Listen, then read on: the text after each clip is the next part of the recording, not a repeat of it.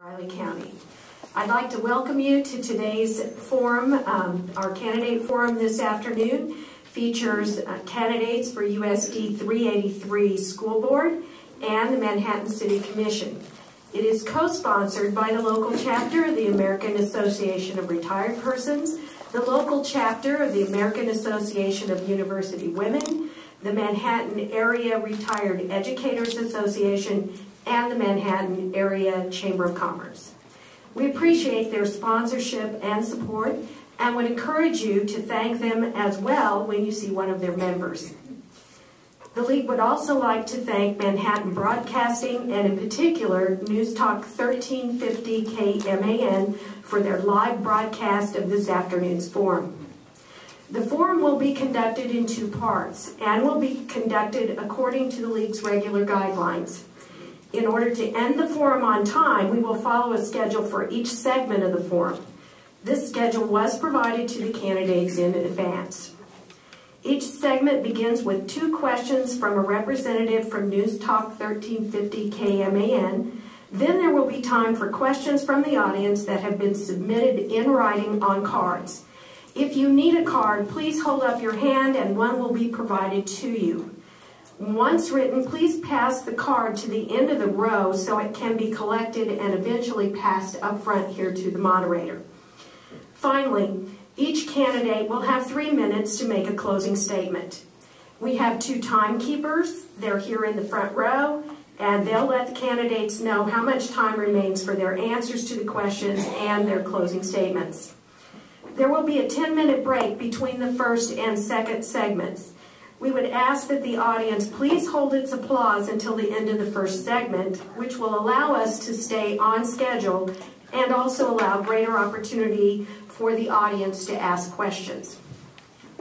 And if you haven't done so already, candidates and the audience members alike, please turn off your cell phones or switch them to silent or vibrate.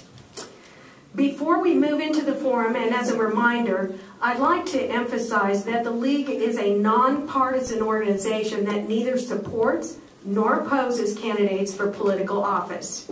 The League is interested in promoting and informed citizen participation in government and sponsors forums like this as part of our voter education.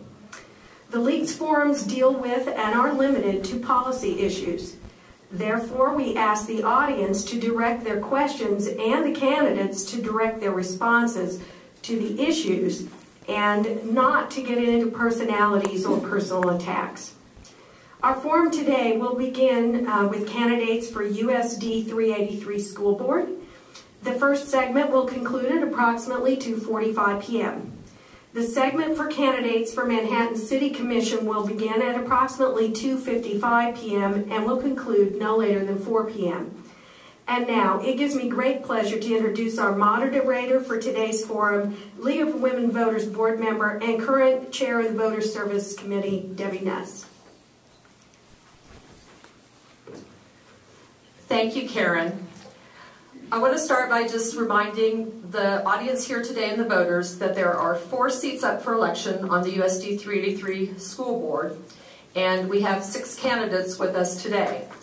I will introduce them in the order in which they will speak, and that order was chosen by lot just prior to the beginning of the forum. So the candidates in order are David Colburn, Leah Fleider, Daryl Eady, Marcia Roselle, Kurt Herman, and Matthew Pennell.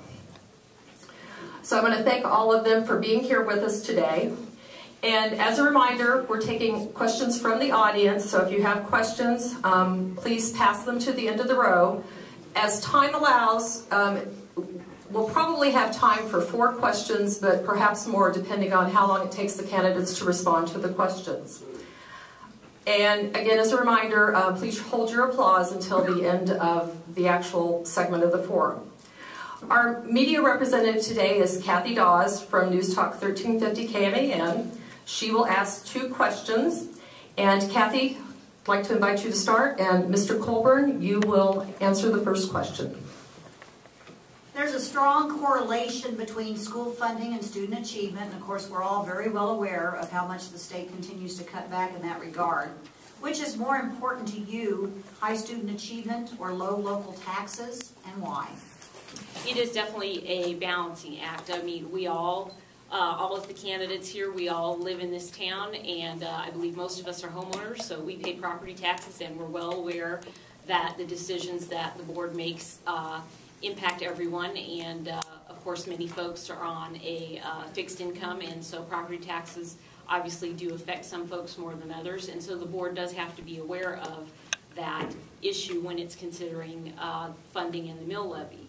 Again, the problem is you've got a balancing act between providing an education for 21st century kids, and we want the best education for our kids because it's good for our community, it's good for the kids, and it's good for all of us who are sitting here in this room, whether you have kids in the school system or not. A good school system benefits the entire community. And because of the budget cuts that we have been dealing with over the past several years, to me, it's appearing that we are going to be forced to balance a 21st century education for our kids with funding that is 20th century funding.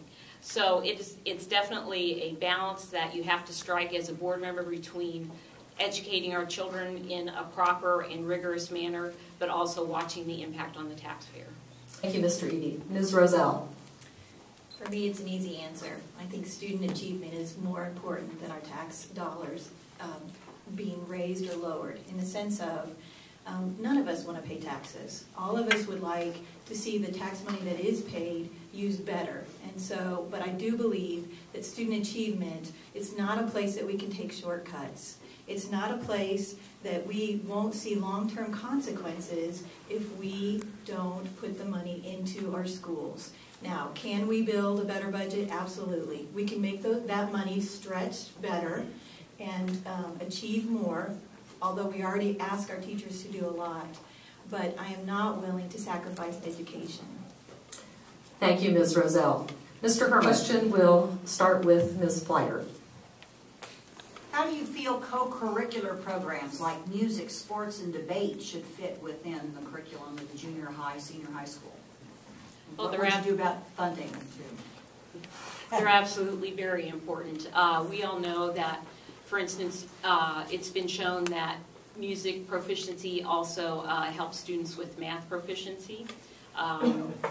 Yeah, there's a young guitarist at my house who I think should be playing piano because he could use some math, could use some help on his math. But extracurricular activities give our kids a chance to have a broad-based education, not just the core curriculum at school, but also the many extracurricular activities that we have at the secondary level, both in sports and arts and drama.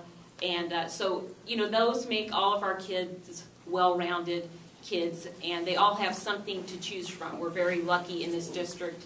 I think there's just about, there's a club for just about anything at Manhattan High School, and if there isn't a club for something that you're interested in, you can start one. So extracurriculars are very important, so we do need to look at very carefully at keeping those activities funded because they do contribute to a well-rounded education for our children. Thank you, Ms. Fleiter. I think that co-curricular activities are very important. Last year I served on the Budget Advisory Committee, and I know that at that time music in the elementary schools was on the table as far as a place that we could cut, and I was absolutely opposed to that. I think we need well-rounded kids that have not only the basics, but a place to shine. And some of those students need that, in that example, need that band or orchestra and as a place to show their best work as they're learning the other basics. So I feel like the co-curricular activities are very important. And then again, as we've mentioned at the high school, that there are activities. Not every student is made to be on the football team. Not every student is made to be on the basketball team. Some need to be in speech and debate. Some need to be in the art classes that go beyond just the classrooms. So I believe that they're very important, and we want well-rounded kids. Thank you, Ms. Roselle. Mr. Herman. Okay, now we are going to move into the questions that have been submitted by the audience. And just want to warn all of you, they're not softball questions, so I'm trying to figure out which one to go with here first. People are very interested in what you think. We'll start with this one, and this is for Mr. Eady to begin. And depending on whether you're an incumbent or somebody that's trying to earn a seat on the board, did you or do you support the school board's decision to file a lawsuit against the city over the free water issue? Okay, thank you, Mr. Eady. Ms. Roselle. I would actually agree with that. I don't want to spend the money on a lawsuit. I want to be able to say that we're using the money appropriately. I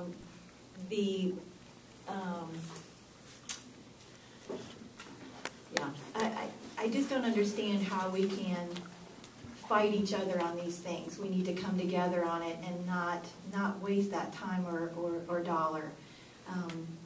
So, short answer, I would oppose the lawsuit. Okay, thank you, Ms. Roselle Colbert. Ms. Slider. Well, has been mentioned before, the money's going to come out of one pocket or the other, so it's kind of a wash that way. I would like to see the city keep its contract with the schools and the churches, with all due deference to current city commissioners who might be in the room.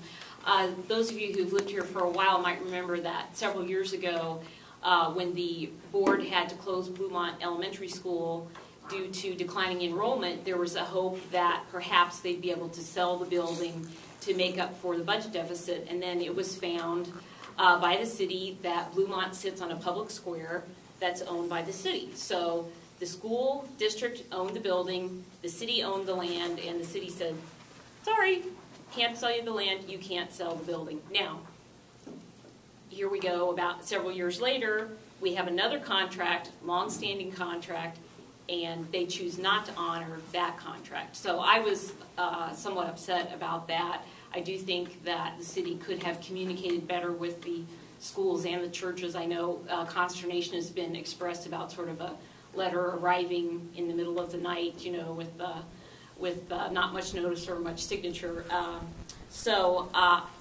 While I disapprove of the City Commission's decision, I do not favor using any more tax dollars to fight it out. Okay, thank you, Ms. Slider. Okay, our next question, we'll begin with Marcia Roselle. And this has a little preface to it, so bear with me, and then as we go down the line, if I need to repeat the question, please let me know. Question says, USD 383 has historically refused to acknowledge the need for a true alternative education facility for those students at all levels who are not successful within the current system and whose behaviors adversely affect those students who are trying to be successful. The Manhattan Alternative High School at Job Corps is open only to those students accepted into Job Corps. What is your philosophy about an alternative education facility in USD 383? Marcia Roselle. That's a good question. I do believe that it's important to educate all the kids, and so we are going to have to find ways to do that if they have, part of the question said behavioral, and there was another part to that. Right, it says who are not successful in the current system and whose behavior adversely affects those students who are trying to be successful. So again, those kids that may be disrupting the classroom for the rest of the students. So an alternative is a possibility. I know Job Corps is very successful. Again, we come back to tax dollars though. How are we going to use those funds to educate all the kids? We want what's best for all of them. So maybe there's some creative solutions that we can do for alternative high school. There is the web-based internet high school that's being utilized that might be a solution for some of the students.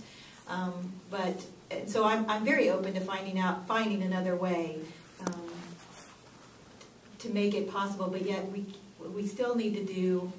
You can't. Well, anyway, you can't. Our students need to be included. They need to get along. They need to create that atmosphere so that all of them are successful. So maybe it is creatively pulling a smaller class together. Okay, thank you, Ms. Roselle.